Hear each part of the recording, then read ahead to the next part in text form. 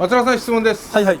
そうアフィルンは葉っぱが黄色くなってきてるんですけど、これは何なんですか？これはですね、うちも少し黄色くなってきているんですけれども、水を11月になってある程度切ってるんですよ。もう今日は、11月の14日なんですけど、11月になって1回もまだ水やってませんでした。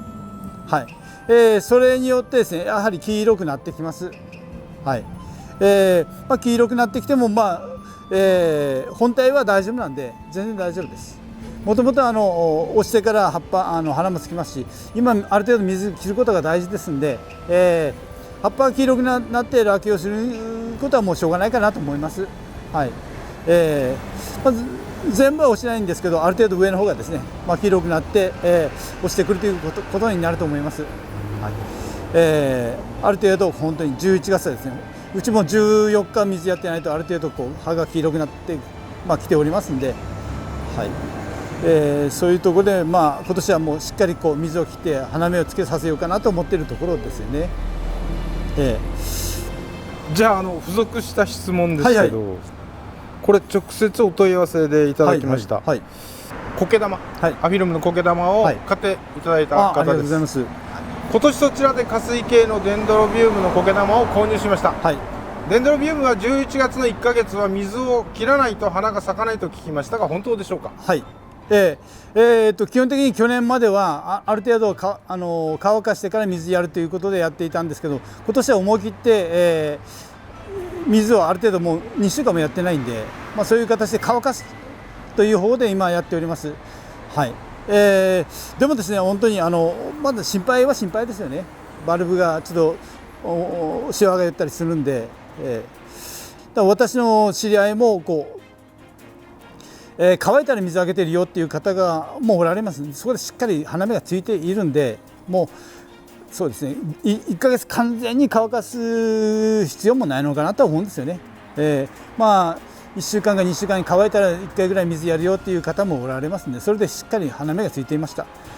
この親株の生産者もですね、そういう形で乾いたら水やるよっていう話してたんで、その置く場所によって乾き方は違うんですけれども、1週間から2週間に1回たっぷり水やってますよということで花が完璧についてましたね。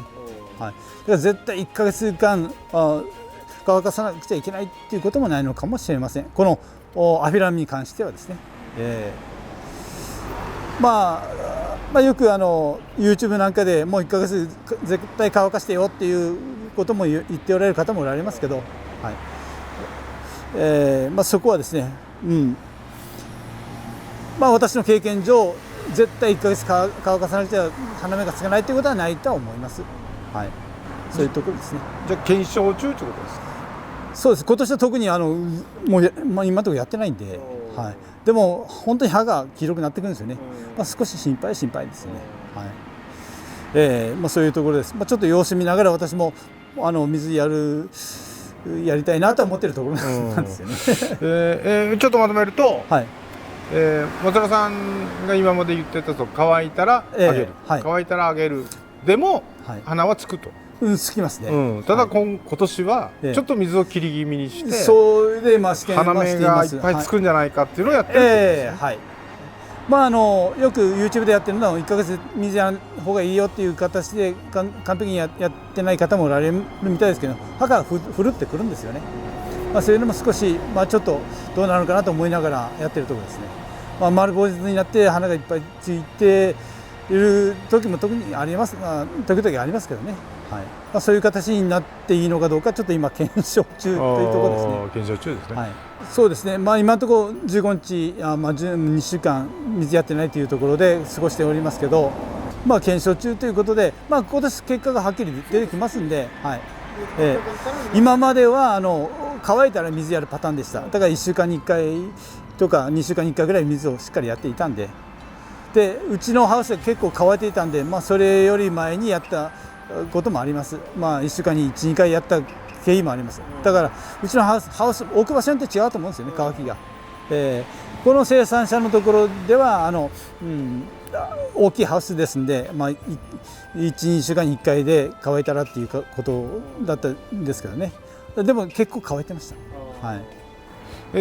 じゃあ乾き気味に育てる。そう、まあ、そういうことで、はい、乾き気味、まあ、乾かしてから絶対乾かしてから置く場所によって乾き方は違うと思うんですけど、乾かしてからやった方がいいと思います。はい、じゃあ育てる人の環境にやっぱり左右される。まあ、それは大きくありますよね。置く場所によってその日の当たりとか明るさとかによって風通しがいい悪いでちょっと乾き方も違ってきますからね。YouTube 他の方はですね、もうバルブがシワシワになってもいいから水は切りなさいという方もおられますよね。まあ、うちはピラルディに関しては今年それで検証しておりますので、また後日報告ができるかなと思いますね。結果を楽しみにしておきます。去年はまあ、ある程度つきましたからね。特にジャンオリステンなんかはもうほとんどつきすぎっていう感じですね。もう花ばっかりだったんで、もう高めを出る余裕がなくて、苗を増やそうと思ったけども花ばっかりでちょっと高めが全く出てこなかったということもありますね。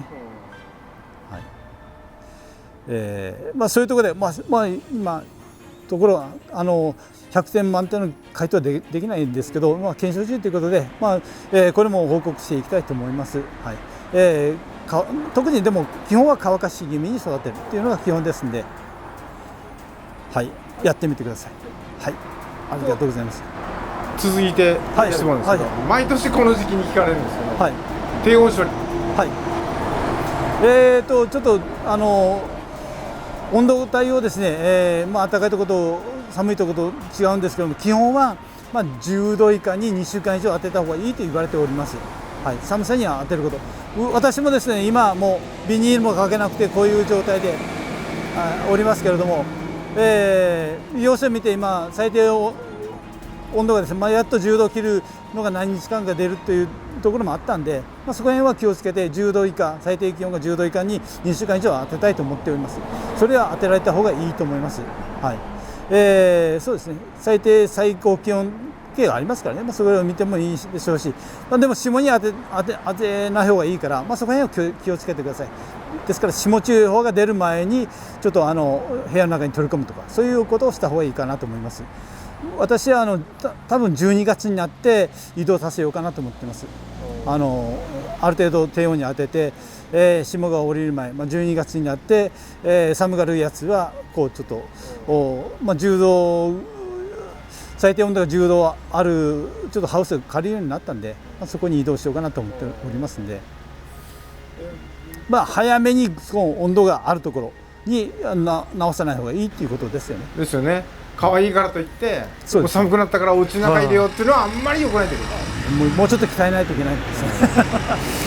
でも松田さんの話聞いとくと、こうどっちかっていうと、まあ、松田さん鍛えるっていうんですけど、寒さとか剪定とか根を切るとか、こうどっちかっていうと鼻をこうちょっと懲らしめた方が、締めた方がある程度子孫を残そうとしたりするんでしょうね。そういうの、まあ、特に、デンドロビウムの場合はなんで11月に水を切るかっていうのは乾燥することによって子孫を残そうとして、花芽を吹かせるということになるみたいですね。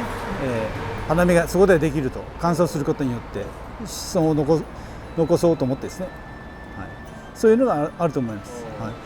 特にまあジェンキンシーとかリンドレーとかウェンツェンあたりは特にもう1ヶ月乾かした方がいいよっていうふうには言われてますね。そういうところです。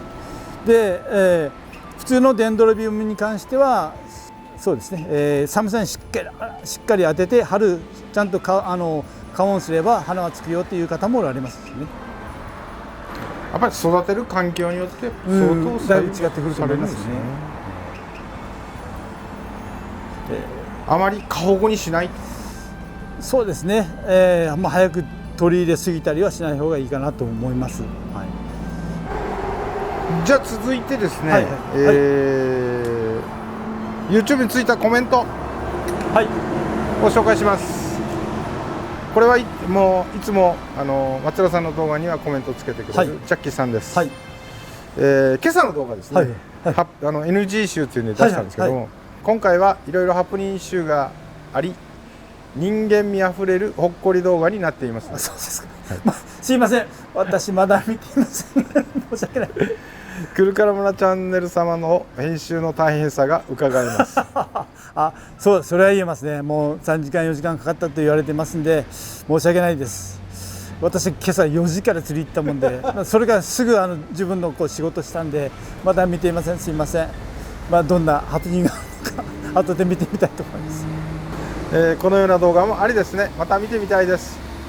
癒しほっこり動画ありがとうございましたということです。そんな笑える動画なんですか。いや、私は編集しながらめっちゃ笑ってしまいましたけどね。ルリ柳、はい、同じくジャッキンさんのコメントです。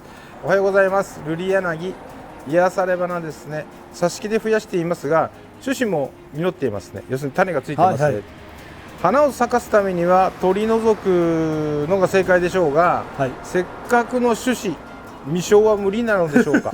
もったいない気がしまして質問します。すいません。私は未生の経験がありません。もう簡単に挿し木でつくもんですから。で種つけるともう花が咲かなくなるということもあるんで、もうほとんど取ってるんですよね。でもたくさん作りたい方は未生でやってもいいとは思うんですけど、ちょっと年数もかかると思うんですよね。はい。ですからどちらかというと挿し木が楽じゃないかと思うんですよね。でももうかわいそうだ、種も生かしてやろうという方はぜひ挑戦してみてください。私まだ未生の経験がないですね。はい。やってみる価値はあるってことですか。そうですね。やってみる価値はあると思います。理論的にはできると思うんですよね。ちゃんと熟すまで実を大きくさせて種を取って巻いてやるということであればですね。はい。そこら辺はですね、ちょっともう私自体はやってないんで、それがどういう時期に取って巻いて播種してうまく育って何年目で花が咲くかというのはすいません、経験ありませんので、はい、申し訳ないです。やってみる価値はあるかもしれないです。はい、そうですね。はい、可能性あります。ありがとうございます。では次、これは松浦さんがよく知ってる方です。はい、この間大阪から来られた方、お土産まで送ってきて、あの方のコメントだと思います。どうも毎回ありがとうございます。先日は楽しい宮崎の旅となりました。松浦さんにお目にかかれて人柄に感動しました。ありがとうございます。大切に育てます。またよろしくお願いします。もうぜひですね、また2回目の宮崎旅行ぜひしてみてください。はい。はい、お寿司屋さんも美味しかったですよね。いろいろとありがとうございました。で次はチェリーセージについたコメントです。この花は家にも結構ありますよ。強いですね。見栄えのするいいお花です。私も花は大好きです。姉が綺麗な花ですねって言ってました。私もだいぶ挿し木で増やしました。お姉さんにあげました。ありがとうということです。本当に丈夫ですよ。で他のやつもいろいろ比べてみるとタイプが一番丈夫かなと思うんですよね。他のタイプはですね、なかなか今年の夏の暑さで、苗を作ったけど枯れてしまったというのが多いです。あれだけは残ってましたね。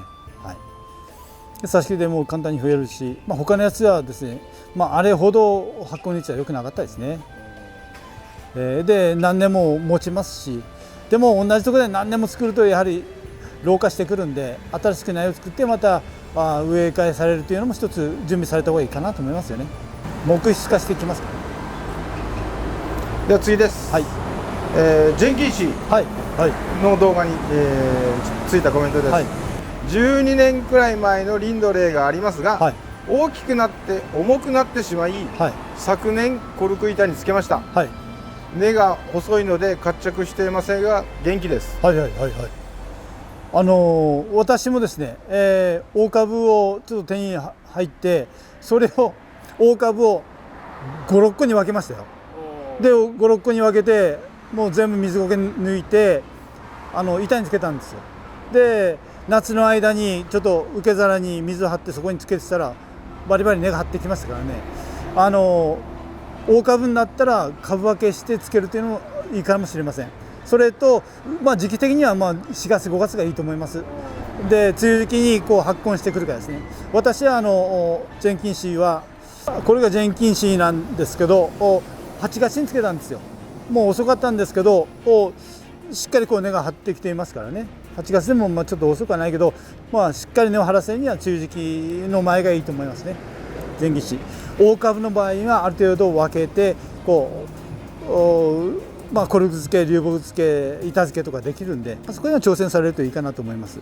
結構しっかり根が出てきてます。はい、もう来年再来年用にちょっとこう作り込もうかなと思って、こんなのを作っていますね。はい、ジェンキンシー、リンドレーもう株分け私もやりましたけど、綺麗に根が出てきますんでやってみてください。特に夏場にですね、乾燥させずに、受け皿に水を張ってそこに根っこだけつけるというやり方で今年ちょっと試験したらうまくいったんで、そこへも挑戦されるといいかなと思いますね。はい、で11月には水を切る、完全に切った方がいいということでした。はい、イタリア語のコメントです。イタリア、蘭はなんて美しいのでしょう。私もでしょうね。これ私もいくつか持っています。はいはい、ありがとう。